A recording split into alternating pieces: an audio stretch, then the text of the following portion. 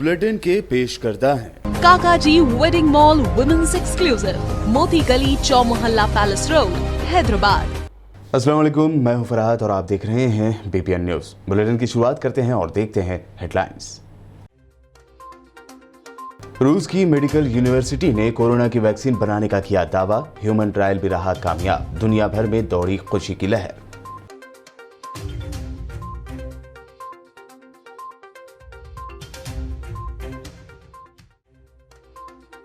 Telangana secretariat की इन्हेदामी कार्रवाई पर 15 जुलाई तक रोक, सेक्रेटरीट की इन्हेदामी कार्रवाई पर हुकूमत ने जवाबी हल्फनामा अदालत में कर दिया दाखिल।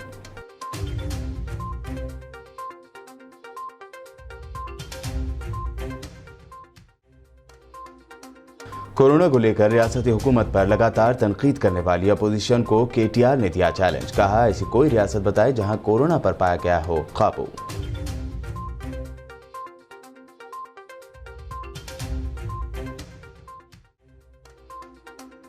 बीजेपी एमपी डी विनोद के सीएम केसीआर पर रिमार्क ने वरंगल में बढ़ाई कशीदगी, चीफ व्हिप विनय भास्कर ने की प्रेस कॉन्फ्रेंस, एमपी विनोद पर लगाए संगीन इल्जाम।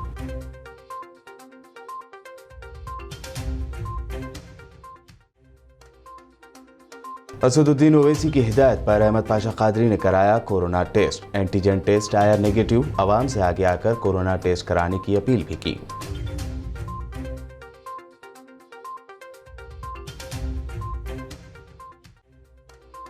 टू व्हीलर गाड़ियों के नंबर प्लेट में उलटफेर करने वालों को हैदराबाद पुलिस कमिश्नर की वार्निंग, आवाम से की ऐसे लोगों के बारे में इंफॉर्मेशन देने की अपील।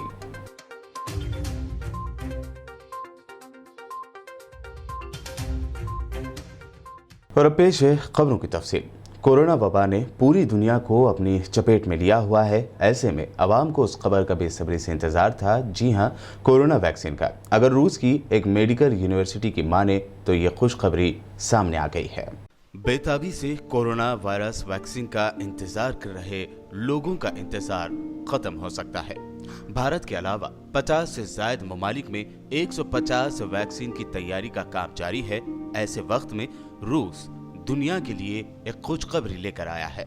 रूस की सेचेनो मेडिकल यूनिवर्सिटी ने दावा किया है कि उनकी जानिब से तैयार करदा कोरोना वैक्सीन का ह्यूमन ट्रायल यानी इंसानी तजुर्बा मुकम्मल हो गया है और इंतहाई कामयाब रहा है। यूनिवर्सिटी के डायरेक्टर वोडियम तारासो ने कहा कि सेचेनो मेडिकल यूनिवर्सिटी में कोरोना वैक्सीन का तजुर्बा कामयाबी के साथ मुकम्मल कर लिया गया।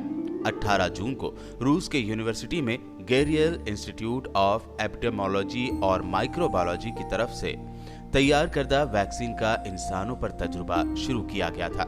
वैक्सीन के क्लिनिकल ट्रायल में हिस्सा लेने वाले वॉलंटियर्स की एक टीम चारशंबे को डिस्चार्ज हो गई। उन्होंने कहा कि वॉलंटियर्स की दूसरी टीम पर भी वैक्सीन का तजुर्बा किया गया है और ये टीम 20 जुलाई को डिस्चार्ज होने वाली है। रूस की इस कोरोना वैक्सीन के कामयाब ह्यूमन ट्रायल ने दुनिया भर में खुशी की लहर दौड़ा दी है। तेलंगाना सेक्रेटरीट की इन्हेदामी कार्रवाई को लेकर रियासत भर में सियासी हलचल मची हुई है। ऐसे में तेलंगाना हाई कोर्ट ने इन्हेदामी कार्रवाई रोक देने की तारीख में फिर एक मर्तबा तौसी की है।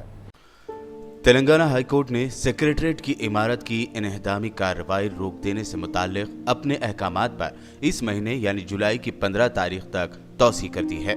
पीएल विश्वेश्वर राव ने हाईकोर्ट में मफाद आम्मा के तहत दरख्वास्त दाखिल करते हुए इन्हेदामी कार्रवाई रोक देने की ख्वाहिश की थी। अदालत ने इस दरख्वास्त पर समाअत के बाद इन्हेदामी कार्रवाई रोक देने और तमाम तफसीलात पर मुबनी जवाबी हल्फनामा दाखिल करने की हुकूमत को हिदायत दी थी। इस दौरान तेलंगाना हुकूमत ने सेक्रेटरीट की इमारत के इन्हेदाम से मुताल्लिक हाईकोर्ट में जवाबी हल्फनामा दाखिल करते हुए अदालत को बताया कि म्यूनिसिपल सॉलिड एक्ट के तहत ही इन्हेदामी कार्रवाई की गई। आवाम को मुश्किलात न हो, इसके लिए तमाम कवायद पर अमल करते हुए इमारतों के इन्हेदाम का काम किया जा रहा है। हुकूमत ने अदालत के इल्म में ये बात लाई कि सियासी अगराज व मकासद की बिना पर ही इमारत की इन्हेदामी कार्रवाई में रुकावट पैदा की जा रही है। हुकूमत के जवाबी हल्फनामा दाखिल करने के बाद अदालत ने इस मुकदमे की समाअत 15 तारीख तक मुलतवी कर दी और सेक्रेटरीट को मुनहदम करने पर भी 15 जुलाई तक रोक लगा दी है।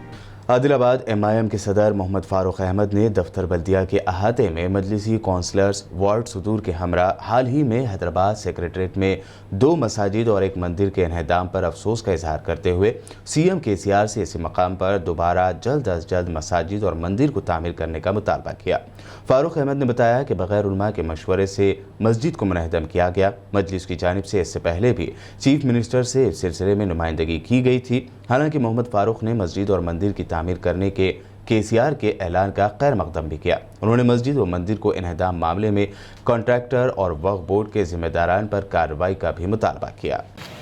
सेक्रेटरीट की 2 मसाजिद जो आसार खदीमा थी और निज़ाम सरकार के ज़माने से तामीर किर्दा 2 मसाजिद और एक टेम्पल, वहाँ पर सेक्रेटरीट के अंदर कॉन्ट्रैक्टर की जानिब से वो काम की शुरुआत की गई और 2 मसाजिद और एक मंदिर को शहीद कर दिया गया, जिसके बिना पर हमने चीफ मिनिस्टर KCR साहब को और गवर्नर मैडम को एक लेटर रवाना किया। उसमें हमने वाज़े किया कि जो मसाजिदों को शहीद किया गया वो किसी भी सूरत में हम उसको बर्दाश्त नहीं कर सकते, पहली बात। दूसरी चीज़ ये है कि आप लोग वो मस्जिदों को तोड़ने की, मंदिर को तोड़ने की जुर्रत कैसा करें, बग़ैर उलमा इकराम से, बग़ैर सियासी कायदीन से, बग़ैर मजहबी रहनुमाओं से डिस्कस करें कि 2 मस्जिदों को और एक मंदिर को किस तरीके से तोड़ा गया। इस सूरत में लेटर लिखा गया था। उसके बाद नकीब मिल्लत बैरिस्टर असदुद्दीन ओवैसी साहब ने, उलमा इकराम ने चीफ मिनिस्टर KCR साहब से बात की और KCR साहब ने उस बात को मानकर दुख का इजहार किया और उन्होंने कहा कि मुझे इस बात का इल्म नहीं था कि 2 मसाजिद और एक मंदिर उसके अंदर शहीद हो गई है, लिहाजा मुझे तकलीफ़ का मैं इजहार करता हूँ और तमाम मुसलमानों से, हमारे हिंदू भाइयों से मैं अपील कर रहा हूँ कि उसी मुकाम पर मस्जिद और मंदिर को बनाकर दिया जाएगा। इस बात का उन्होंने जो ऐलान किया, हम KCR साहब के इस ऐलान का वेलकम करते हैं।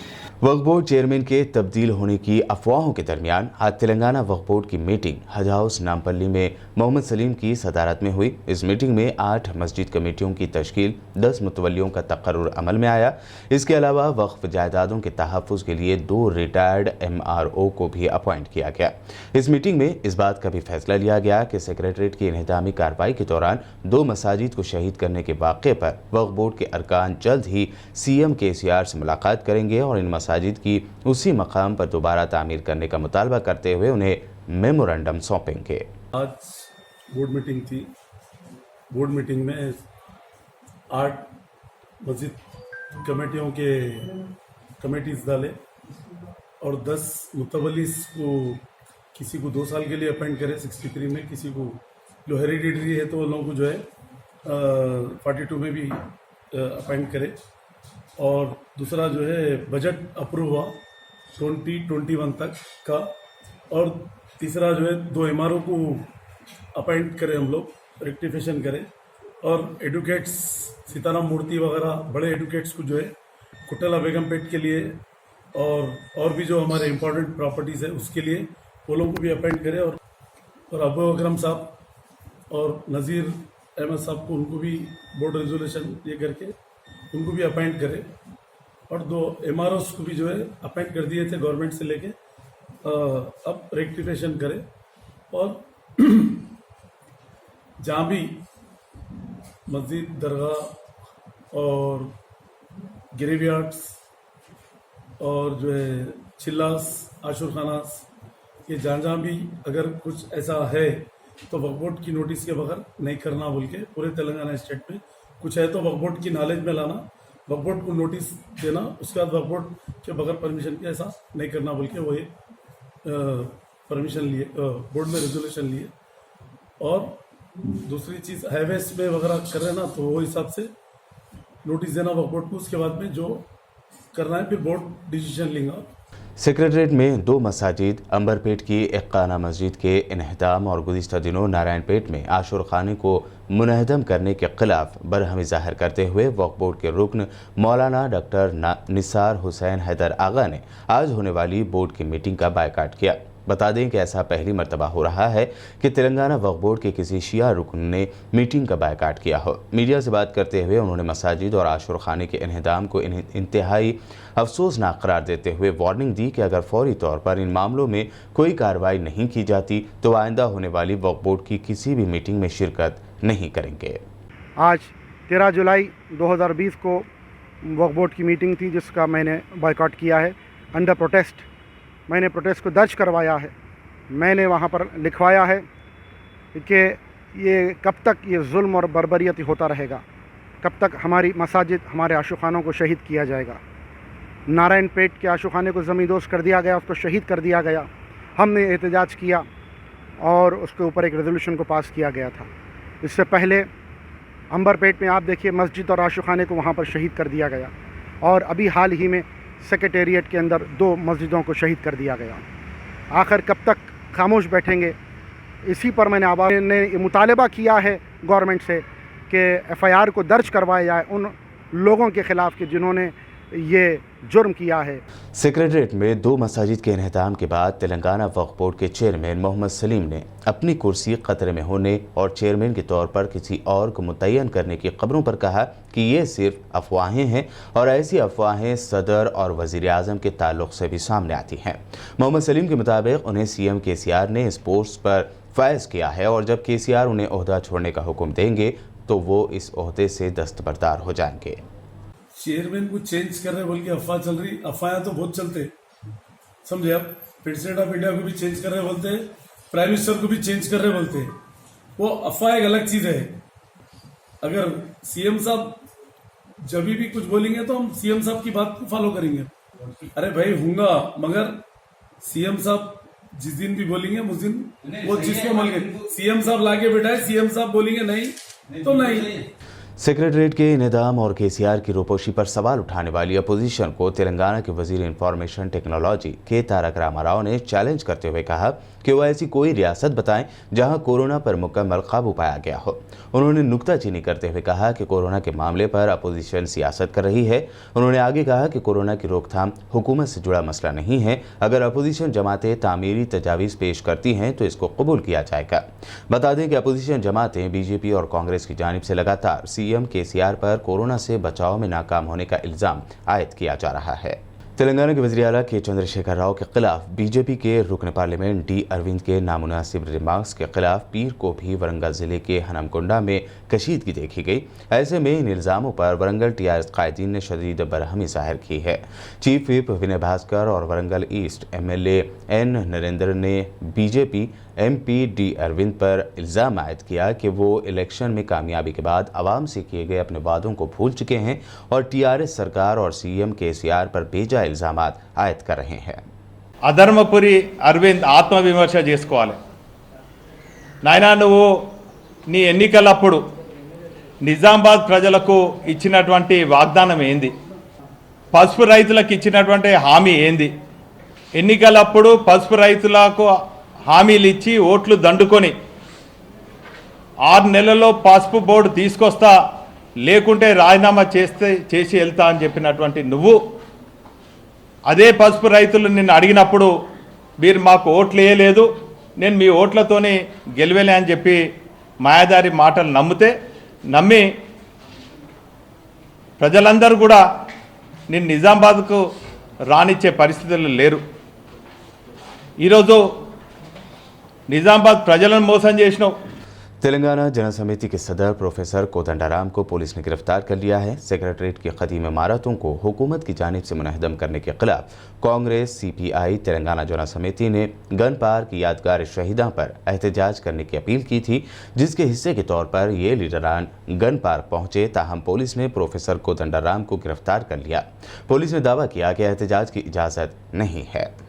तेलंगाना के IT मिनिस्टर ने कोविड-19 से सेहतयाब एक नौजवान का वीडियो जिसको ट्विटर पर रीट्वीट किया है। 50 सेकंड के इस वीडियो में शहर हैदराबाद के अंबरपेट से ताल्लुक़ रखने वाले एक नौजवान जो नेचर क्यूर अस्पताल में रूबा सेहत हुआ है, उसने अपना तजुर्बा बयान किया है।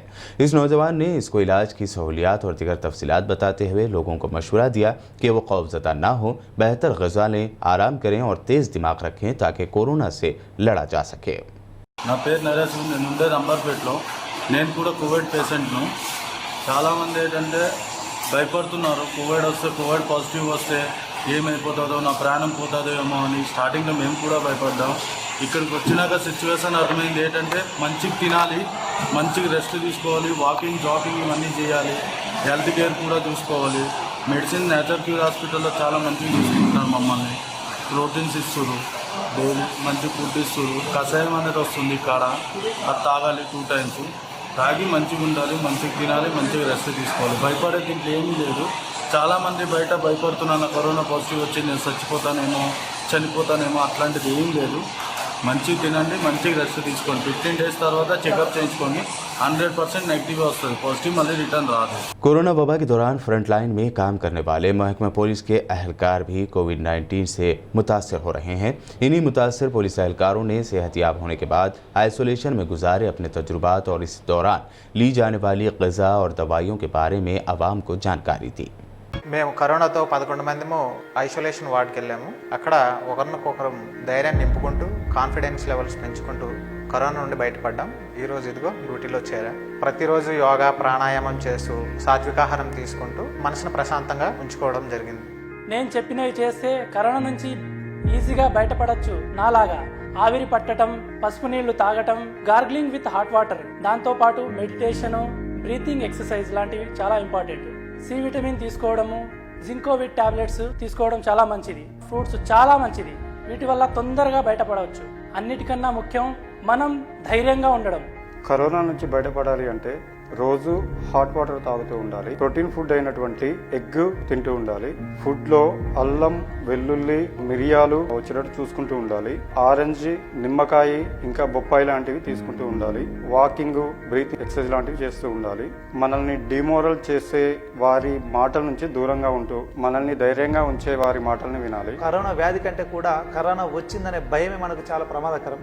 ఈ భయాన్ని అధిగమించడానికి రోజు మంచి పుస్తకాలు చదవడం, మనసుకు నచ్చినటువంటి మంచి మ్యూజిక్ వినడం. నాకు జనరల్ గా అంటే అయ్యప్ప భక్తుని అవ్వడం వల్ల అయ్యప్ప సాంగ్స్ వింటూ నేను బ్రీతింగ్ ఎక్సర్సైజ్, వాకింగ్ లాంటివి కూడా నేను చేసేవాడిని. లేవగానే అంటే వేడి నీటితో పసుపు, ఉప్పు కలిపిన వాటర్ గాలి చేసేవాడిని. తర్వాత వేప పౌడర్, పసుపు 2 కలిపి వేడి నీటితో సేవించేవాడిని. అలాగే అల్లం, వెల్లుల్లి, తేనె, తమలపాకు 3 కూడా మామూలు పాన్ లాగా తినేవాడిని. వీటితో పాటు మా ఫ్యామిలీ కూడా తరచుగా మాట్లాడుతూ వాళ్ళకు కూడా ధైర్యంగా ఉంచేవాడిని. కరోనా సోకిందనే విషయాన్ని నా మనసులో కూడా ఎప్పుడు కూడా నేను రానివ్వలేదు. అసలు పాజిటివ్ ఆలోచించండి, నెగిటివ్ ఆలోచించకూడదు. డ్రై ఫ్రూట్స్ తినండి, వేడి నీళ్ళు తాగండి, ఇమ్యూనిటీ పెంచే ఫుడ్ తీసుకోండి. వేడి కషాయం తాగడం వల్ల చాలా బాడీకి ఉపయోగపడుతుంది. కరోనా వచ్చిందనే మన మైండ్ లో రాకూడదు. దానికోసం యోగా, రీడింగ్ బుక్స్, మన మైండ్ మనం డైవర్ట్ చేసుకుంటే దాని నుంచి మనం బయటపడేకి ఆస్కారం ఉంటుంది. తొందరగా భయపడకండి, కరోనాని జయించగలం. ధైర్యమే మన ఆయుధం. Be brave, be safe. Bulletin में वक्त हुआ है एक शॉर्ट ब्रेक का, हम जल्द ही लौटेंगे.